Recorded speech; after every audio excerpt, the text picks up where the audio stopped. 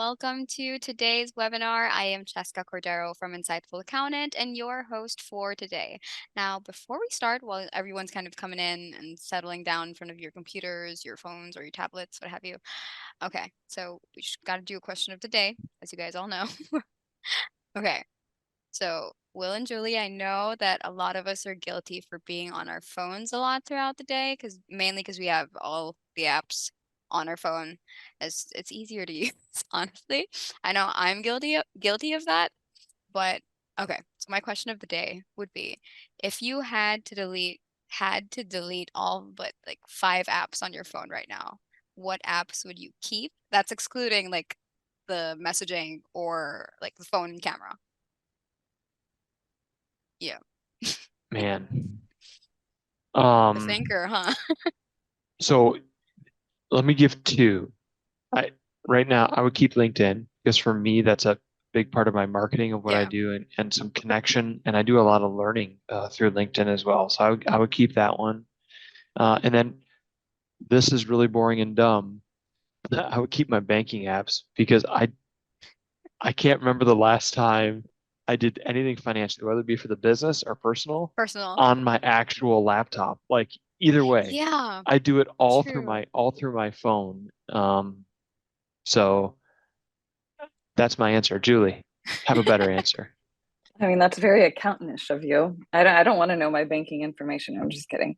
I think LinkedIn is a great one. I also think podcast, like the podcast app, but just because I feel like to and from work, if I'm not taking a call, I love to just, tune into something. And then all the kids apps, right? So like all like their game apps or, they help keep me like in the loop and remind me when we have practices and games. And I just don't think that I could Ooh. be organized enough to go without those. I didn't My know there was favorite an one app is for Game that. Changer. My favorite one is Game Game changer. Changer. That's my favorite one. There's a few different ones out there, but I do remember the one spring a couple years ago where I had 3 kids in softball slash baseball. One of them was on Game Changer, one was on a different app, and one was using group text. And I'll tell you which one was the absolute worst, and that was group text. Yes. And I just thought Game Changer was the best in terms of internal communication. So if you're out there, you're going to be coaching your kids' baseball, softball teams this coming summer. Make sure you get in the Game Changer app, and it's fantastic. There we go. My Well, there you plug. go. Plug for the day. Just an app for the day again. All right. Anyway, to keep going, good afternoon again. Good morning, everyone. Sorry, and welcome to today's webinar. Again, I'm Cheska Cordero from Insightful Accountant and your host for today. Now, in today's practice management talks, we'll be identifying a process, maybe when a process may be the problem. Sorry, cannot talk today, with Will Hill and Julie Smith, and I'll have them introduce themselves in just a little bit after I cover a few of the housekeeping items. Now, there is no CPE for this as it is just a 30-minute webinar. And if you have any questions for them, please enter them in the Q&A panel, and I want you guys to be specific. I know you know the drill. Don't just say what you mean. You got to ask, hey, Will, what you mean by you really like this app? Mainly because they might not get to your question right after you put it in there. And we'll be sending you a copy of the slide deck and a link to the recording after the webinar. And it's also going to be up on our YouTube page within about 24 hours. And if you want to go check that out over there, along with many other webinars that we've done in the past and also Will's and Julie's, that might be of interest to you, I'll be putting those links to our YouTube channel into our chat as well. And do not forget that we have many other webinars for you every month. Whether you're interested in practice management like this, marketing, everything tax, or all things QuickBooks, we've got something for you. Now you can check out all of our webinars that are available to you over on our educational webinars page on our site. And don't worry, I'll also be putting that link into our chat. And if you haven't subscribed to our newsletter, join the tens of thousands of accounting professionals who rely on Insightful Accountant to keep them up to date on the news and updates impacting today's accounting professional. I'll be rolling out all those links, many links, and the copy of the slide deck throughout the webinar in case you might have missed it. So watch out for those in the chat. And with that, I'm done. Welcome, Will and Julie. Thanks for being here. Thank you, Jessica. I appreciate that as always. Hey, I'm Will. That's me. Been around accounting firms for a long time. Have a lot of fun with them. So whenever else people say, "Do you like working with accountants?" Yes, I really do like working with accountants. it's a lot of fun. And so that's me. This is Julie. Hi, Julie. How are you today? Hi, Will. Good. How are you? Sounds like those accounts have rubbed off on you with your answer to the app question, all your banking apps. Either that or I'm just a little bit lame. I'm not sure. So I'm Julie, and I'm the practice manager at Harper and Company. Also founded Empower CPA. We also have a podcast of empowering entrepreneurs. Started a new firm called Pure Tax, and I have two amazing daughters, and I'm in Columbus, Ohio. Some reason I enjoy this industry just as much as Will, and somehow we get sucked into it, and are trying to solve all the problems. All right. Awesome. Awesome. Well, today's problem, we're going to talk about how do we know if a process item is the problem. But as some backdrop, I thought we'd have just a little bit of conversation around maybe some key best practices for creating processes. And the thought there, of course, is if we create them well, maybe they won't be as much of a problem. Right? The real life happens, and we'll get into that a little bit later. We start to sprinkle in people and technology and clients and who knows what kind of science lab experiment we can produce. But if we've got some best practices for creating processes, I think that we're in a good place to start. Julie, let me just kind of hand this slide to you, as it were, to kickstart with us here, and just talk through a couple of these bullets, maybe share the most impactful items out of these for our audience. Yeah, it's funny. You and I were chatting about this before we came live on here. And, I think everything goes back to branding and consistency, right? And it's so whatever you're doing internally to kind of help create that is going to help you give a consistent product to the client. And I think, again, that goes back to your brand, your reputation, what exactly you're wanting to get out of that. And so if you're able to document it well and able to give people exactly what to do, they're not guessing. And I think that the second part of that is empowering the team. It doesn't have to be you who does this. Usually the owners and, even the firm operation people have everything in their head. Start letting someone else take credit for that. Start empowering someone to be the subject matter expert. Well, how do you do that? Let them create the process, then let them show the rest of the team that they did that. So all of a sudden you're switching. Well, now Will's not the expert on banking apps, right? Now we have Jim, who just did a whole presentation and created the best practice. We now go to Jim. And now we've kind of switched that role with that, right? And that really helps, spread that amongst the entire team. And I think when you Oh, first start Julie, let off, me sit on that for a minute. yeah. Man, this is so important because subconsciously we don't want to give that up. And you have to ask yourself, what is my best value? And if your best value is truly being the one that knows all the processes inside and out mentally, and so people have to come to you, you may not have created the process that way, but you have produced an environment where now I'm feeling more important and validated because everything comes through me, instead of saying, how do I leverage the value and knowledge I really have to more people? And it's not by being a bottleneck, right? It's really by saying, where's my best use? How do we extend that to the most number of clients possible?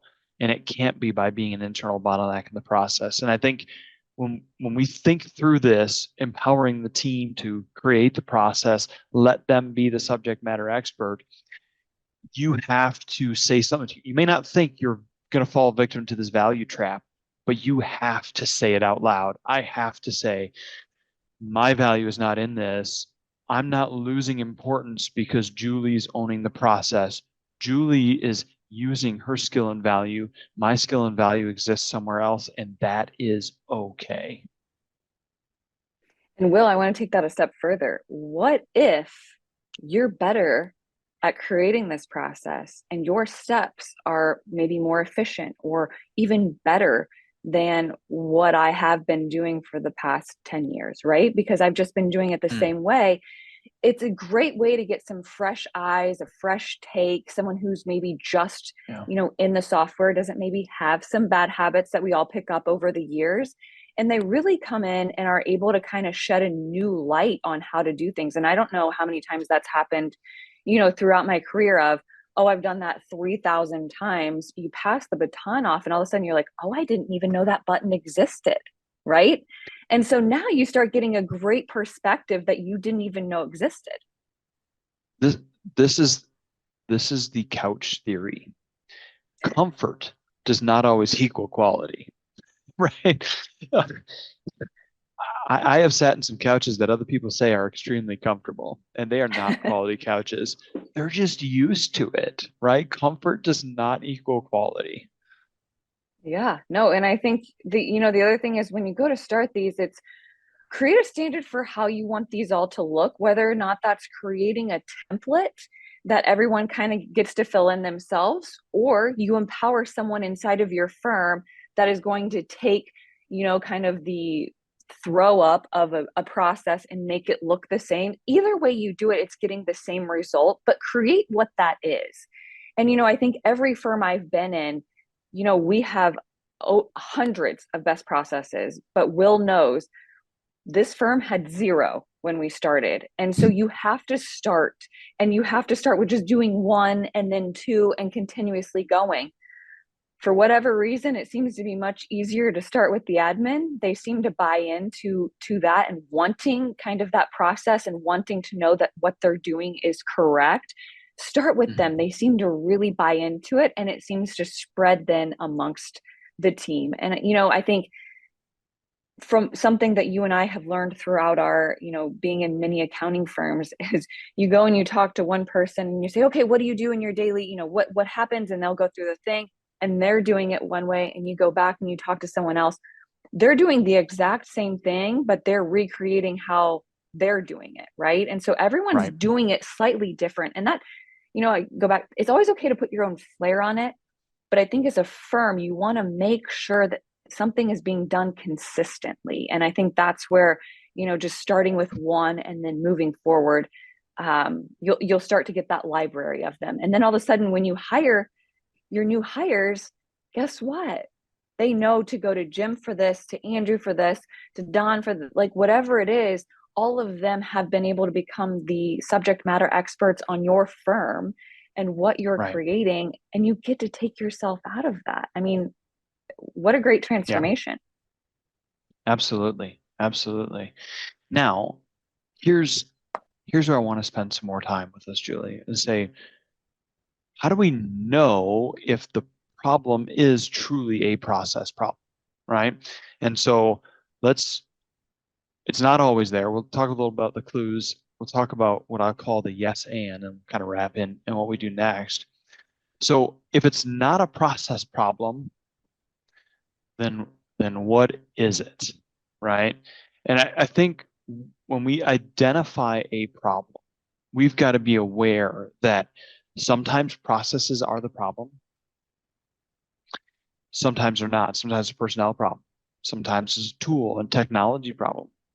Sometimes a roles and responsibility problem, which I will separate from a personnel issue, right? We could have, Julie could have the right responsibilities, but have that terrible attitude. Just kidding, she doesn't. But she could have that terrible attitude and it's a personnel problem. Or she could have the right attitude, be really struggling. We realize, ooh, we've got her in the wrong role, the wrong responsibilities for her skill set. So that's how I'll differentiate those two, right? And here's where the process is so critical is that even if it's a responsibility and roles problem, it's going to touch the process. If it's a personnel issue, we can deal with it best when we know we've got a solid process and we can prove to ourselves other personnel are not having the problem. And it gives us a little more clarity as to where the issue exists. So because all of these areas touch processes, yeah, it could still be a personnel tools or roles responsibilities problem, but a good process is going to help isolate those things properly. So added commentary there, Julie. No, and I think once you do have those processes in place and you start really listening to what's going on, very quickly you're able to isolate those three personnel tools and roles issue really fast. Because if it's one person who consistently has the problem, but everybody else is up and running efficiently, you quickly are able to kind of back in, isolate that, fix it, whatever you have to do with it. And I think you realize it may not be a process, like the process, maybe the tool's wrong, is when everyone kind of starts having that same issue, right, Will? And so then you're able to quickly identify it. And I think, from my role, from my perspective, it's when there's a process in place, you're able to very quickly isolate the why when there's an issue. When there's not a process in place, you don't have that foundation to start with. So I think, it just creates more efficiency. Right. Excellent. So I'll put on the screen top 5 clues that it's a process problem. Which one is your favorite clue, Julie? We did not go over how we're going to handle this live, but tell me your favorite clue that it's a process problem. You can define favorite My however you want. favorite clue is when you ask someone a question and they have to pull up their secret spreadsheet to answer. Secret, and they'll tell you it's secret. They're like, don't tell anyone, but I have this spreadsheet that I keep. Yes. By far my favorite. Yes. My favorite is negative nicknames. And I've seen this at a number of firms, and I've seen this both with processes and with tools they hate, where they give them names that are just there. And I think what's interesting about negative nicknames is we often use humor as a coping mechanism when there's pain, so that we get a little bit of an outlet. But the response for the people that hear it is not to delve deeper. It's to just kind of laugh at the funny. And we've got to kind of fight against that. Like, hey, Julie, why do we call it the client overboarding instead of client onboarding? I don't understand, right? Um, and now we've got to push. That wasn't actually funny. I should have had a better illustration. I'm going to acknowledge that was not funny right now. Okay. That was But good on your feet, though. yeah, let's chuckle a bit at the humor and then say, hey, tell me why you call it that. And let's just dig past the funny, which is a little bit of a wall, but it's just a styrofoam wall. It's easily pushed down, right? If your team has gone to the extent of to give something a funny name, it has enough pain that they're willing to talk about it. So, yeah. And I think, What do you think though, is your approach to that, I think, holds true in all 5 of these clues, though, is to question, why are they feeling that way, right? So when someone, oftentimes people, they have the secret spreadsheet or what, the negative nickname, whatever, what have you, it's to ask that question. Don't let it go. Well, why do you think it's secret? Or why do you have to keep it a secret? Or why do you name it that? Like, and I think that then gets to the root of the problem a lot quicker. And so just having that curiosity as you start to see these clues will help you get to the root of it to go to the next step. Number 3 is supposed to be less than 20% compliance, but I think I put a greater than symbol there, Julie. I'm just going to go ahead and call out my own typo. I need to spell words instead of try to use mathematical symbols. Don't worry, I homeschool my kids. So, but they're not I doing think, a spring break, so you're going to make up for that. yeah, the the the the minimal amount of compliance or team members putting things last, those are the hardest to deal with, I think, because those are often confused with personnel problems, right? Or technology problems sometimes. And it's easy to go, well, everyone's, here, it must be the tool problem. We just need a new tool. And you might need a new tool, but there's probably also some process items that are wrapped around there that are part of that problem. And you may not need a new tool. It may just be that process area. So those two, number 3 and 4 on the screen, I think those are kind of the trickiest to delve into and the most likely to have other issues mixed in and be part of the process item. So, yeah. All right. So what if it's not just one? Because when is it ever just one thing, right? Things are not ever just one thing only. accounting firms are a plate of spaghetti. Everything is intertwined. It's touching, right? It's not the boxed meal where everything is separated. So processes involve technology. They're touched by people. They're impacted by data, both the quality of data, the quantity of data. What are some tricks that you've got up your sleeve, Julie? Maybe not secrets, just tricks, right? But some tricks that you got up your sleeve to help kind of draw some lines, understand where the weight is of technology versus process, or the personnel versus the process, and where to isolate some of the assistants. I don't think it's a trick. I think it's just being curious, just being naturally Mhm. curious to try to figure out what is going on and the why behind it. And as soon as you start asking those questions, people will tell you. And then I think it's up to us to really, hey, are they venting because they're frustrated by the process? Are they frustrated by the technology? Or is this a legit issue that we can solve by, hey, we just need to tweak this, or hey, maybe you're not the right person doing the right thing. We could tweak that, no problem. And I think, like I said, I just think the nature of curiosity when doing processes inside of a firm, you'll get the solution very naturally by just having the conversation.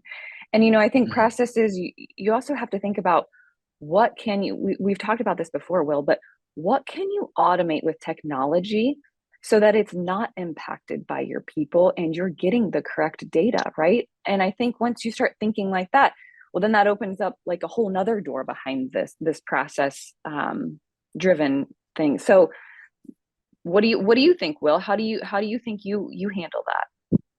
So I think you go back to the best practices on the first slide that we had up, Julie, and we say, hey, let's pretend like we've got to create this new, and who can I bring in? And if I think it's mixed with people, I want to bring in one of those people that is part of the problem and say, hey, this process is a problem. How can we fix this? What are your ideas? It's being curious, like you talked about, and then coming back. Let's pretend like we're designing it from scratch. If I think it's involved with technology, then I certainly still want to bring in a couple different people. But my directive and what I'm paying attention to is, hey, let's compare a couple tools, not let's have the person give us all these new ideas, right? So where I'm putting my focus is there. If I'm looking at it from a data perspective, I want to make sure we're looking at different scenarios. I want to make sure that we're also saying, hey, how many times do we go through this process? Is this once a month with 5 clients? Or is this once a week with 30 clients? Right. And so that's going to tell me how much emphasis I put on and who are the right people to help bring back in and look at some of the recreation that goes in there. So I think that's how I would respond to your question. Thoughts back to my thoughts or no thoughts from my thoughts? No, I think that's great. And I think, you are empowering your people in order to solve those. And that's the best way to get to the problem, right? So Mhm. I do that here in this firm. If someone's got a problem with the technology, I'm like, I'm always open to hear and listen. Yeah. Let me know, what can you find? What can we do? How can we do it? 9 times out of 10 or 9.9 times out of 10, they can't find something that's better, but putting them down that path allows them to accept, right, that that's Right. where we are and that's what we're doing. And so again, I think back to the first slide, it's all about that empowerment of your team and people and Yeah. getting to that root of the problem. And as you look at that, Julie, let me come back to the value item because I think it's a good illustration. You put your pride aside and say, you know what, my value is not that I created the perfect process. My value is that I help identify a process to solve a problem. And if somebody else is able to identify a better process, great. That does not devalue me and what I've done. So there's some of that pride element that we have to watch for as we empower people to go out and look for it as they go. Well, and I know, So, Will, like I'm going to take this wasn't what we were going to discuss, but I think it's really important is that as things evolve and change, because we know nothing is doing that right now, right, at all. But as things evolve and change, if you have processes, take a look at them. And your best asset when doing that are all of your new hires. So one thing that we do is we go through, and my new hires after 6 months, I go through and say, if you could go through the last 6 months again. What would you tweak? What would you change? What do you wish was in this? What do you wish you had? They're your best resource in order to improve your processes, and getting them involved. They know exactly what was missing throughout. And I think, again, it's all about empowering your people, listening, being curious, and just being open minded to the idea that, hey, we might have to change our year end checklist every year, ironically, right? They're not set in stone. Allow that Right. flow and ebb to happen. And I think even if we can make them aware of that input in advance, we're better off, right? So let's say we're just shifting roles of someone's been in the bookkeeping accounting function for a while, they're learning taxes, like, okay, hey, I'm going to go do the tax prep thing now. What I want them to do is I want them to think about things in 3 cycles. One, I want you to execute while you learn. Second, I want you to execute while you know. And then third, I want you to execute while you think. So learn it. Don't try to fix the process. Then, hey, do it from a position of comfort because you've done it before. It might not be one iteration. It might be after your first 5, then you move on to the next 5. And then when you're in the third space, now as you're doing it, have that critical eye and go, oh, I've done this before. I keep tripping here. Here's a better way, right? And they're going to feel more confident about that feedback. We're going to feel more confident as leadership about the source of that feedback when we put it in there, right? So And awesome. wait, Will, you just created value. Goes back to that value Mm, proposition, right? mm, And yeah, creating that inside your firm with each individual team member. It's a great way to do it. yeah. So let's say that you've got a process that needs to be changed, or a process that needs to be evaluated because it might need to be changed, right? Uh, my what to do next slide, this is just basic, but we have to be reminded of ourselves of these things all the time. I need to clarify both the pain and the end goal of change. Whenever we're changing, we need to be motivated on both directions, where we're leaving and where we're going. So if we're going to be motivated that way, we have to understand it. What's the pain? I'm having to do X 12 times. What's the end goal? I want to do X only once, maybe twice in a worst case scenario. Okay, great. Now let's look at the process. And then every time we're looking to execute a process change, we have to contain and contextualize the change, right? So we've got to make sure that we're communicating to the team, look, here's where this change is impacting. Start to finish, it is within this bucket. Here is why we're executing on this change. We can design a new process that's even better.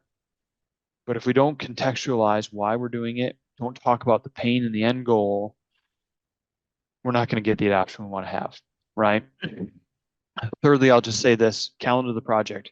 It'd be one thing to say we're gonna really, after tax season's over, we're gonna look at our tax workflow process. We think we could do better. Okay, great. But when? Hey, April 22nd, we're going to have a meeting, kick this off. We're going to have 2 weeks to evaluate options. We're going to have 1 week for us to discuss opportunities. A week later, we're going to make our selection and then map out our project plan for how we're going to change it for fall tax deadlines. Like, we've got to calendar the project. An open-ended process evaluation gets you nowhere until you're frustrated and you either make a hurried wrong decision or you make no decision whatsoever and you feel like, oh, we're just back busy again. We don't have time. And we want to blame busyness instead of our own poor planning on the front end. So, yeah, Absolutely. And there's my something thoughts just on to what add to to do that next. is you're going through tax season, and I people will say stuff and I'm like, that's April 16th, Julie, problem. But we created a calendar invite on our team calendar that just says improvements. And so as people are going through and doing things, it's just a running list. And so it's like, Mm-hmm. hey, after April 15th, I don't want to lose sight of this, because if it doesn't happen again for the next 3 weeks, you may forget about it because that pain has been compartmentalized, but I don't want to. Right. So as people are feeling the pain, we're creating a list so that we can go back, evaluate, and then act on it. Absolutely. Absolutely. Excellent. I think of no better way to end our session together than with those comments. Even if it wasn't the top of the hour and we weren't officially out of time, I still think that was a great ending, Julie. So I appreciate that. So we want to invite you folks in the audience to connect with us, and we'd love to uh, chat with you more about things we can do within your firm, perhaps whether it's identifying this process or any of the other things that we talked about, love to be a resource for you. So, Julie, thank you. Jessica, back to you for our wrap up. All right. Well, thanks everybody for coming and taking the time out of your day to hang out with us. And before we close the webinar, remember that we have many webinars for you every month, and you can check those out on our educational webinars page. I put the links right into our chat a minute ago. And do not forget to check out and subscribe to our YouTube page and newsletter so you don't miss out on news and updates that impact today's accounting professional. All right, everybody, thanks for today, and we'll see you again for next month's session of Practice Management Talks. Bye. Have a good day.